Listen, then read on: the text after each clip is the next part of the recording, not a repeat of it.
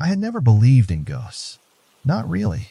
Sure, I'd heard the stories, watched the horror movies, even read some of the old folklore about haunted places.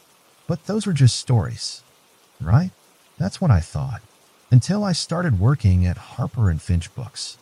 It was a small, dusty bookstore tucked away in the corner of an old district downtown, the kind of place you could walk past a dozen times and never really notice. The sign above the door was faded. The window displays were always filled with books that looked older than the city itself, and the entire place smelled like aged paper and something faintly sweet, like candle wax. I took the job because I needed the money. And because, if I'm being honest, something about the store fascinated me. I first noticed it on my interview day. The moment I stepped inside, I felt it, the shift. Like the air was heavier here. Like the space inside the store was bigger than it should have been. Like the walls knew I didn't belong yet. I shook it off. Just nerves. Or maybe it was just the way the old bookshelves towered over me, stretching almost to the ceiling, creating narrow, shadowed aisles that felt like tiny labyrinths. The owner, Mr. Alden, was waiting for me at the front desk. He was an older man, gray-haired, thin, with deep lines etched into his face like someone who had spent a lifetime listening to things he wished he had heard. His first words to me, "Do you scare easily?" I laughed. Thought he was joking. He didn't smile. Instead, he studied me, his pale blue eyes scanning my face like he was looking for something specific. Then he simply said, "You'll do. Just remember the rules." Rules? I frowned. He slid a small handwritten note across the counter. I picked it up, my fingers brushing against the yellowed paper, and read, "Always lock the doors at closing time. If a book falls off the shelf, put it back immediately. Never stay past midnight." I chuckled, shaking my head. Is this some kind of hazing thing? I asked. Mr. Alden didn't answer. He just looked at me for a long moment, then turned and walked into the back room without another word. That first shift, it was normal.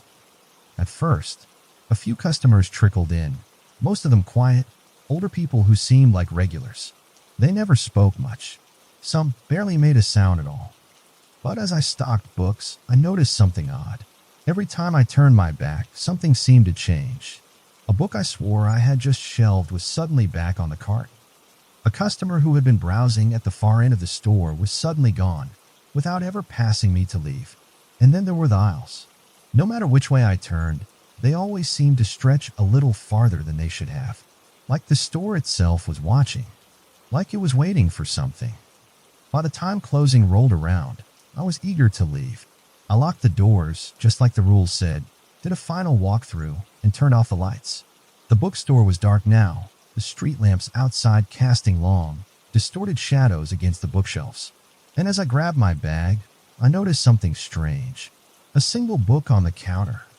One I hadn't put there. One that hadn't been there a second ago. A leather-bound journal. No title. No author. Just a plain black cover with a single word etched into the spine in faded gold letters. Help. I didn't touch it. I didn't breathe. A slow, creeping chill ran up my spine. And then, from somewhere deep in the bookstore, I heard a whisper. Soft, faint. A voice coming from the aisles. Put it back. I spun around so fast I nearly knocked over the book cart. No one was there. The store was empty. The doors were locked. And yet, the whisper had been real. I wasn't alone. Something was in here with me. The whisper was real. I knew what I had heard. Someone or something had just spoken inside the bookstore. And I was alone. My hands clenched at my sides, my breath unsteady. I forced myself to turn slowly, scanning the darkened aisles. Nothing moved. No shifting shadows. No flicker of motion.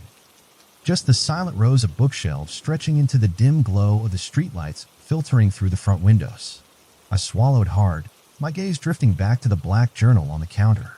The word on its spine, help, seemed to stand out more now, like the letters had deepened, etched further into the leather. I didn't touch it. I couldn't, because deep in my gut, I felt it a warning. Something inside me knew that if I opened that book, things would get worse. Another sound, a soft thud, a book falling from a shelf, somewhere deeper inside the store. I flinched. My pulse spiked. That sound hadn't come from the wind. It hadn't come from an unsteady stack of books. It had been deliberate, like something wanted me to go look. I hesitated. Then, remembering Mr. Alden's rules, I took a slow, careful step forward. Rule number 2, if a book falls off the shelf, put it back immediately. I moved between the aisles, my footsteps unnervingly loud against the old wooden floors. The scent of paper and dust filled my nose. Every aisle I passed felt wrong somehow, like the books had shifted slightly when I wasn't looking. Like they had turned just enough to watch me. I found the fallen book in the farthest aisle. It lay face down on the floor, its pages fanned out. I knelt to pick it up, my fingers brushing over the worn cover. And then I saw the title. Do Not Stay Past Midnight. A chill raced through me. I turned the book over, my breath catching as I flipped to the first page. The words inside weren't printed. They were handwritten. Messy, rushed, like someone had scrawled them in panic. End of the first sentence. If you're reading this, it's too late. I slammed the book shut. My heart was pounding now. I forced myself to shove it back onto the shelf, my hand shaking. I didn't want to think about what it meant. I didn't want to ask how a book like this had appeared in a normal store. I just wanted to leave. I turned to go back and stopped cold. Something was standing at the end of the aisle. A shadow. A tall, motionless figure, barely visible between the bookshelves. Watching me. My lungs seized. I felt the world tilt beneath me, my mind screaming to run, run, run. But the second I blinked, it was gone. I stood there, frozen, shaking, not trusting my own eyes. Had I imagined it? Had I just seen something between the shelves that wasn't really there? No, I had felt it. That same heavy, unseen presence pressing against my skin. Something was in here with me. Something that didn't want me here. I backed toward the front counter, keeping my eyes on the darkened aisles. The moment I reached my bag, I grabbed it and ran for the door, fumbling with the keys, my hands slick with sweat. I had to get out. I had to. The lights flickered. Once, twice. And then, as I turned the key in the lock, a whisper right behind me. You're not supposed to be here. I whipped around. No one was there. The store was empty. But this time, I didn't hesitate. I unlocked the door, shoved it open, and stepped into the cold night air, slamming it shut behind me. My breath was ragged, my pulse pounding so hard it felt like my ribs might crack. I stood on the sidewalk, staring at the old wooden sign above the bookstore. It was just a normal place, a small, forgotten shop. And yet, something inside didn't want me there. And worse, I had the sickening feeling that whatever was in there now knew my name. I barely slept that night. Every time I closed my eyes, I saw it. The shadow in the aisle, the whisper behind me, the words in that handwritten book. If you're reading this, it's too late. And yet, the worst part wasn't what happened inside the bookstore. It was what happened after I left. When I got home, I threw my keys onto the table, kicked off my shoes, and grabbed my phone. I had to text someone, anyone, to get this out of my head. But when I unlocked my screen, my stomach dropped. Because I had a new message. No name, no number, just a single word. Help. I stared at the screen, my breath frozen in my chest. The word looked familiar. And then it hit me.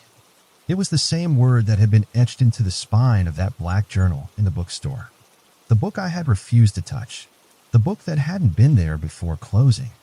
And now, it had followed me home. I didn't respond. I didn't even breathe. I turned off my phone, tossed it onto the couch, and tried to convince myself this was just a coincidence. Just some weird prank. Something rational. But I already knew the truth. That bookstore wasn't normal. And now neither was I. The next day, I almost didn't go back. I told myself I could just quit, ignore Mr. Alden's rules, never step foot in that store again. But the moment I thought it, a new thought pushed its way into my mind. What if someone else finds that book? What if someone else reads it?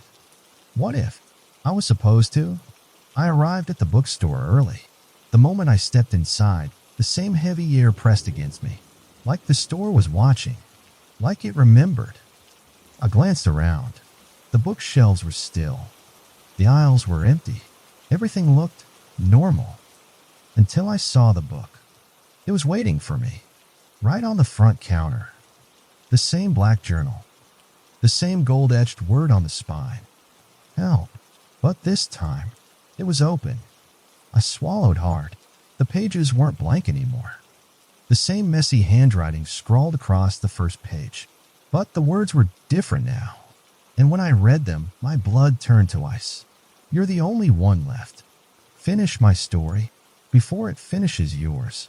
I slammed the book shut, my heart pounding. No.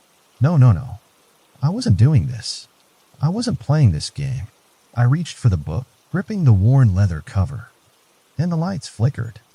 The bookstore suddenly felt smaller, the aisles narrower, and then I heard it. The whisper. Soft, close, coming from right behind me. Read it. I spun around. Nothing, but I could feel something there. Something watching, something waiting. And then I heard something even worse. Something I couldn't explain. A book falling off a shelf, but not just one. A dozen. One after another, slamming onto the floor, their pages flipping wildly, until they all stopped at the exact same page. And on each one, written in the same messy handwriting. Midnight. Couldn't move. Couldn't breathe. And then, like a whisper through my mind, I suddenly understood. Midnight wasn't just a warning. It was a deadline. And if I didn't figure this out by then, the bookstore would take me too. I should have run. I should have left right then and never come back. But something stopped me. Not fear. Not logic. Something else. Like the bookstore itself wasn't finished with me yet. I looked at the black journal, still resting on the counter. You're the only one left. Finish my story before it finishes yours. The words swam in my vision, as if they were alive, shifting when I wasn't looking.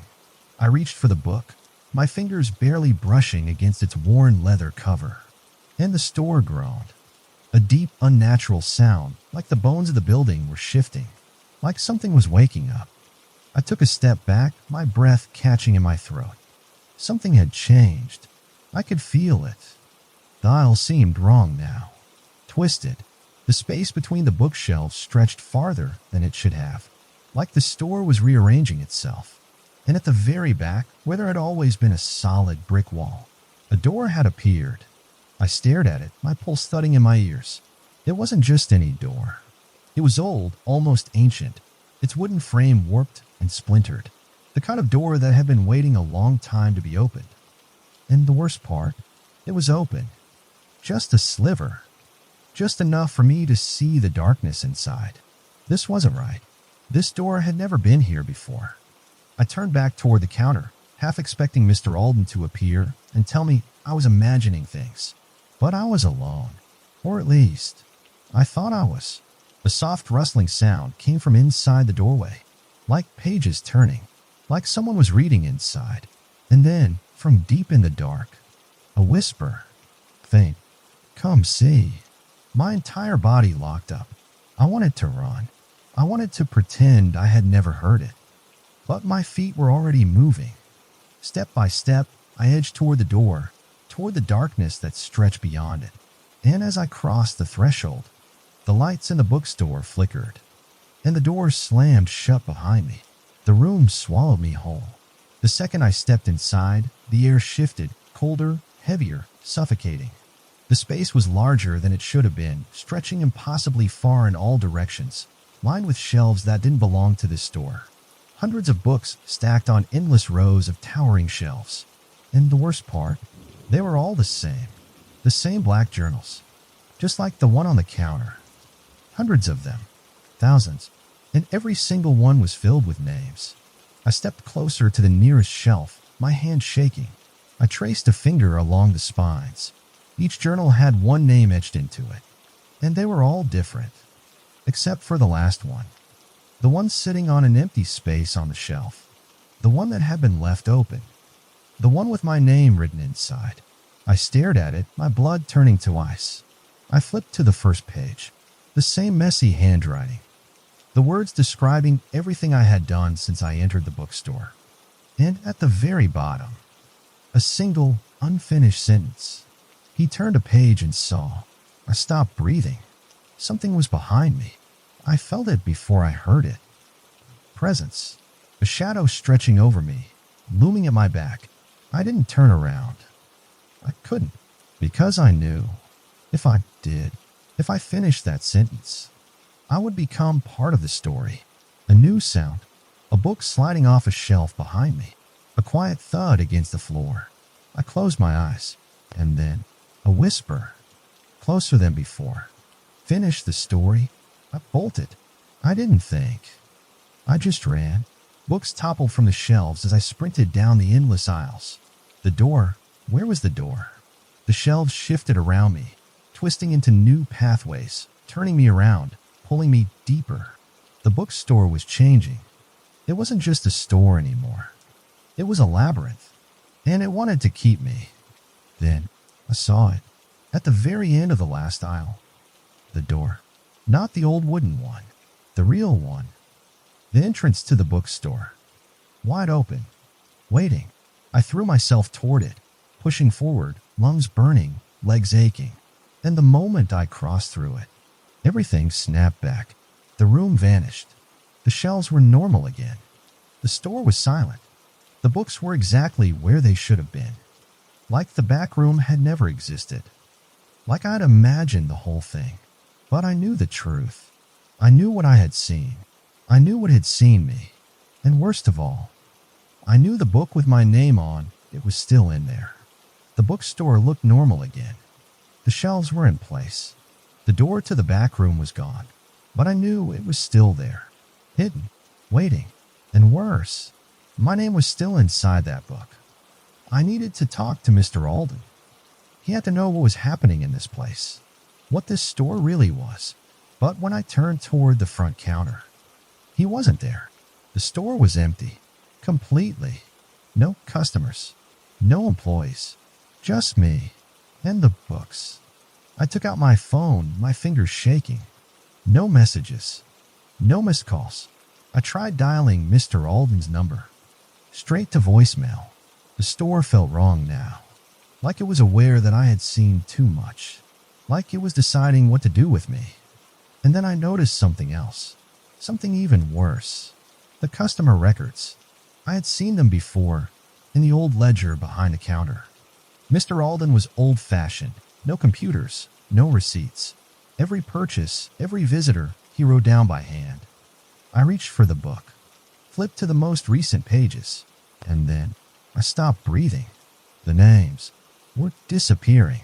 Not crossed out, not erased, just gone, vanishing right before my eyes, as if the people who had written them down had never existed. My heart slammed against my ribs. I flipped backward, scanning through weeks, months. Pages that had once been filled with names and dates were now empty, like the bookstore was taking them, like the books were swallowing them whole. I stepped away from the counter, my breath unsteady. I needed to get out of here. I needed to quit. I didn't care about the job anymore. I just wanted to leave this place behind. But then, the bell above the door jingled. A woman stepped inside. She was young, maybe mid-20s, with a tired expression and dark circles under her eyes. Her gaze flicked to me, then to the shelves. "Is Mr. Alden here?" she asked. My mouth went dry. I shook my head. "I haven't seen him today." She sighed. "Figures. He never is when you really need him." And then she said something that made my blood go cold. "I just need to pick up my book." My stomach dropped.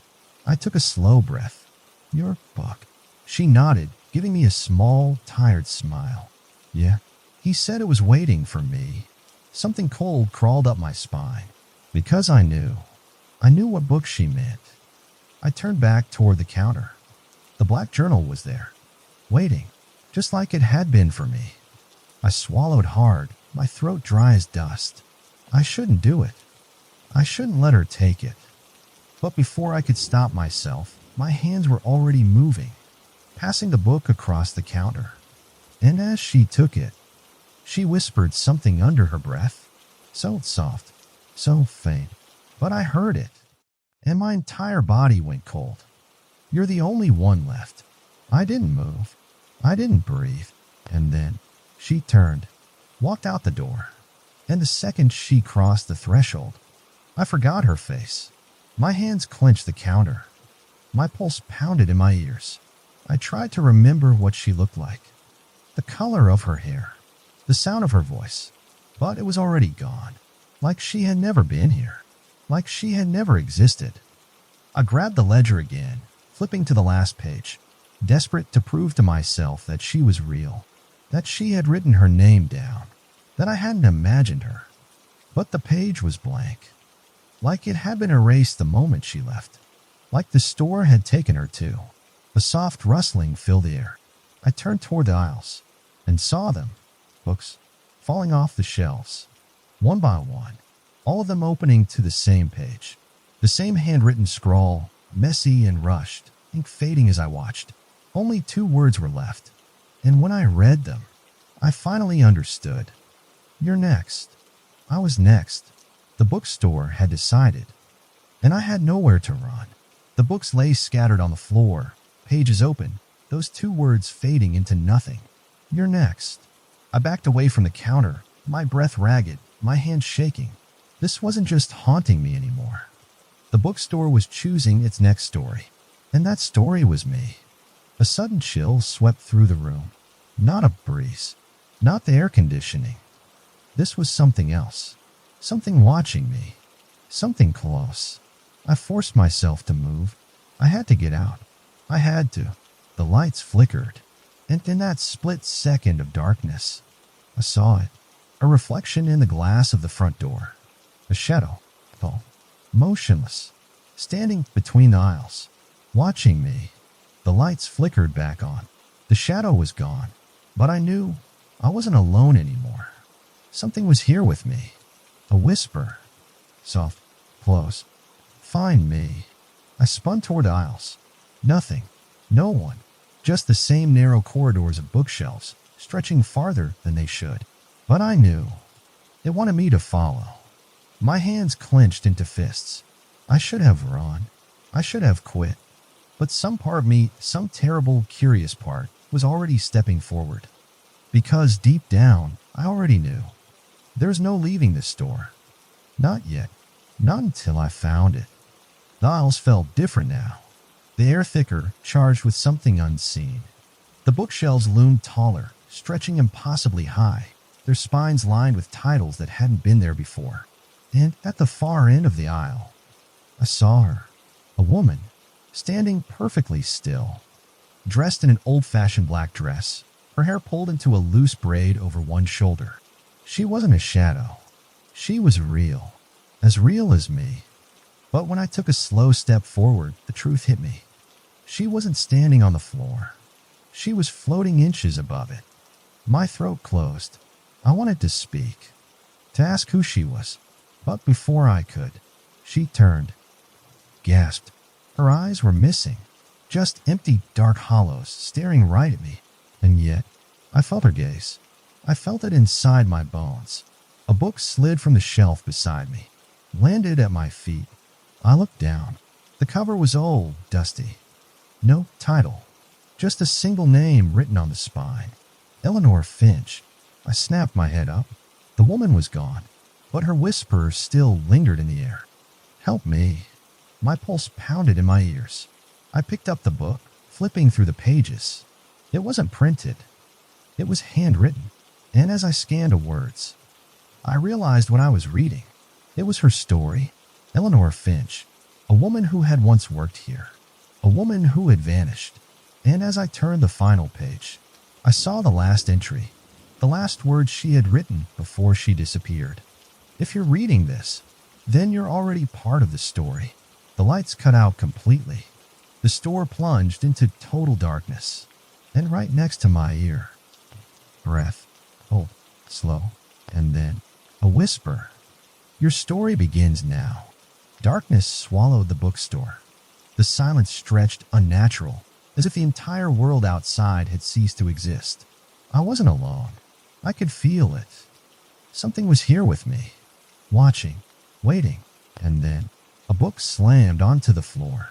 I flinched, my breath caught in my throat. Another book fell, then another. then dozens, all dropping from their shelves, filling the air with the soft thud of paper hitting wood, until the store was silent again. My heart pounded as I reached for my phone, fumbling in the dark. I turned on the flashlight. The narrow beam cut through the blackness, and my stomach dropped. Every book that had fallen had landed open, every single one. Their pages were filled with writing, not printed text, handwritten messages, scrawled, messy, desperate warnings. I crouched down, my flashlight shaking as I read the first one. You don't have much time. I swallowed hard, turned to another. It watches from the shelves. My breath hitched. Another. Whatever you do, don't write your name. My hands went cold, because I already had. In the ledger. On my first day, my name was already inside the store. A book rustled behind me, pages flipping on their own. I spun around, my flashlight landing on a single book standing upright on a shelf. Its pages were moving, turning rapidly, like something was writing inside it, filling it as I watched. I stepped closer, against every instinct screaming at me to leave. I reached out, and the pages stopped. The book froze mid-flip, resting on an open page. And there, scrawled in fresh, wet ink, I saw my own name. And beneath it, a sentence I hadn't written. You won't make it to midnight. My vision blurred with panic. I slammed the book shut, stepping back too fast. My heel hit another book behind me. I stumbled, knocking over an entire shelf. Books crashed to the floor. A wave of dust rose into the air, and in that split second, I saw her again, Eleanor Finch, standing in the next aisle, still floating, still watching, her hollow eyes fixed on me. And this time, her lips moved. She whispered, but not in her voice. In mine, you need to run.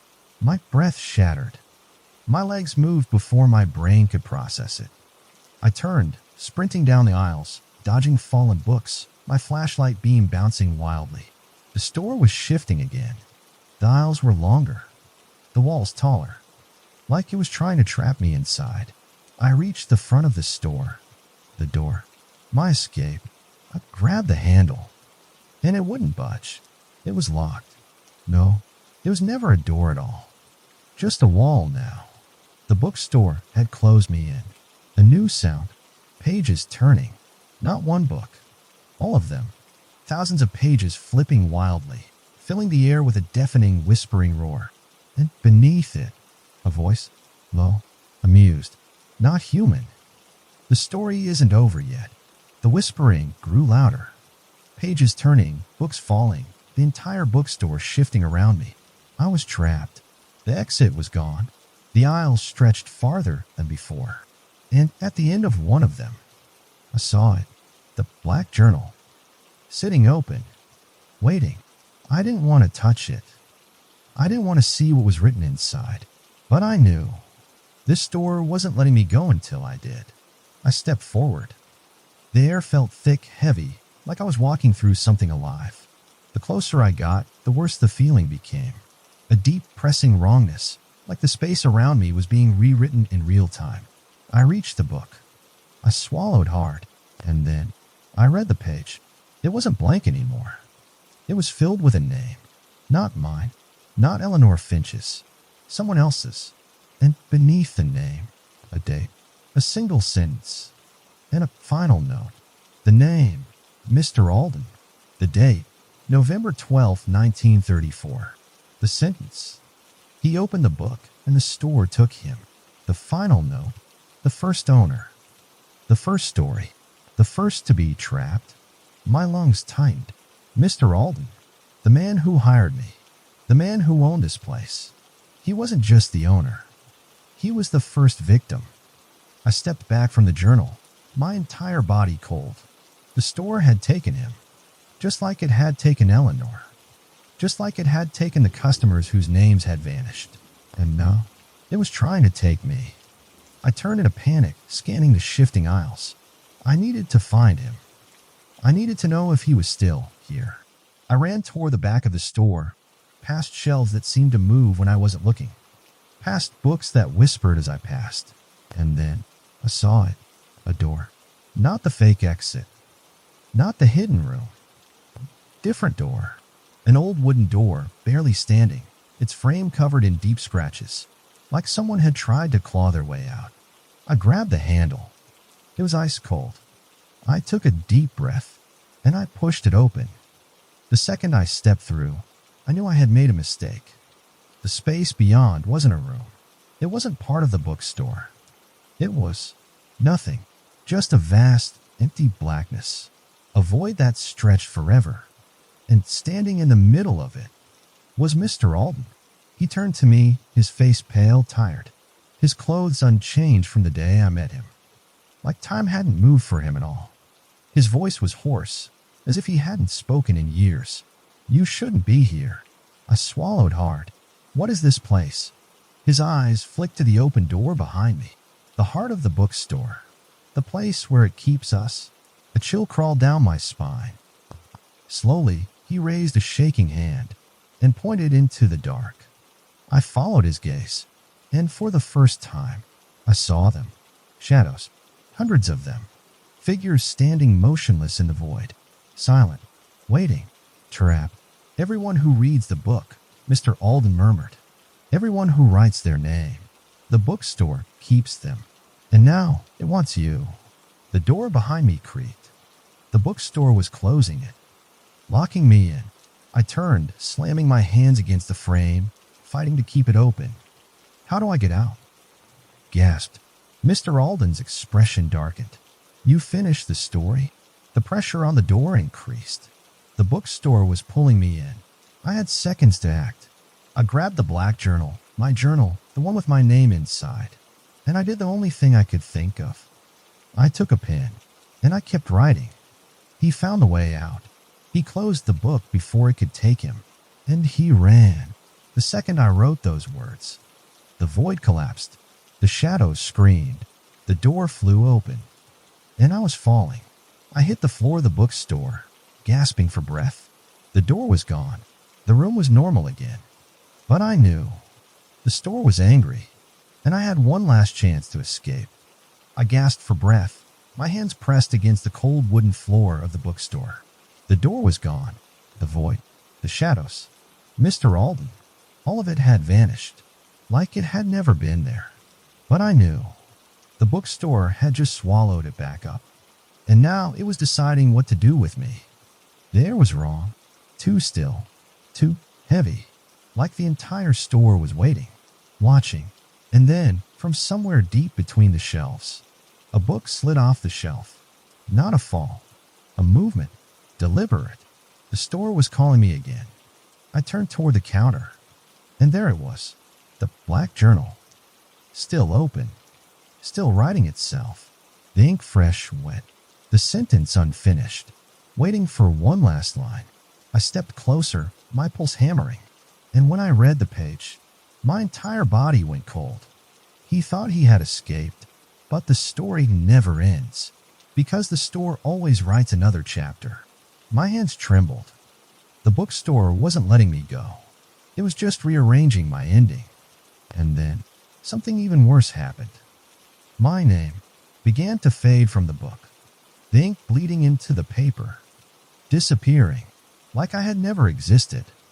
I tried to breathe, tried to think, but the store was already changing around me. The wall stretched, the bookshelf shifted, the door to the outside was gone, and then the whisper, right beside me, "Finish the story? No, I wouldn't let it happen. I wouldn't become part of this place." I grabbed the journal, flipping to the last page, my breath sharp and shallow, and I did the only thing I could think of. I picked up a pen, and I wrote my own ending. He made it out. The store let him go, and it never called him back. The second I wrote the last word, the bookstore screamed. A deep, hollow sound, like every book in the store had come alive at once. The aisles rattled violently. The shelves collapsed inward. The world shattered. And then, I was falling again. I hit the pavement outside, hard. The cold night air slammed into my lungs, and I gasped, my body shaking. I turned back toward the bookstore, and my blood went cold. The The store was gone. The entire building. The entire block. Like it had never been there. Like it had never existed. The only thing left was the book in my hands. I stared at it, my fingers clenched around the leather cover. I didn't open it. I wouldn't. But I knew the story wasn't over. Because as I stood there, trying to catch my breath, my phone buzzed in my pocket. A new message from an unknown number. I pulled it out, read the text, and my stomach dropped. There's always another chapter. I stared at my phone. The message blurred as my hands trembled. There's always another chapter. The bookstore was gone. The street was empty. But I knew this wasn't over. I clutched the black journal, my fingers digging into the leather cover. I couldn't leave it here. I couldn't throw it away. Because somehow I knew if I let go of this book, it would just find someone else.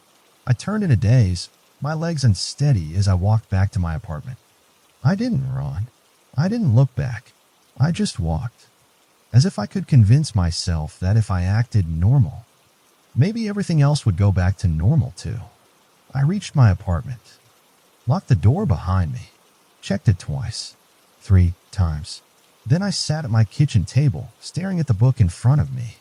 The black leather cover, the faded gold letters on the spine, the single word etched there.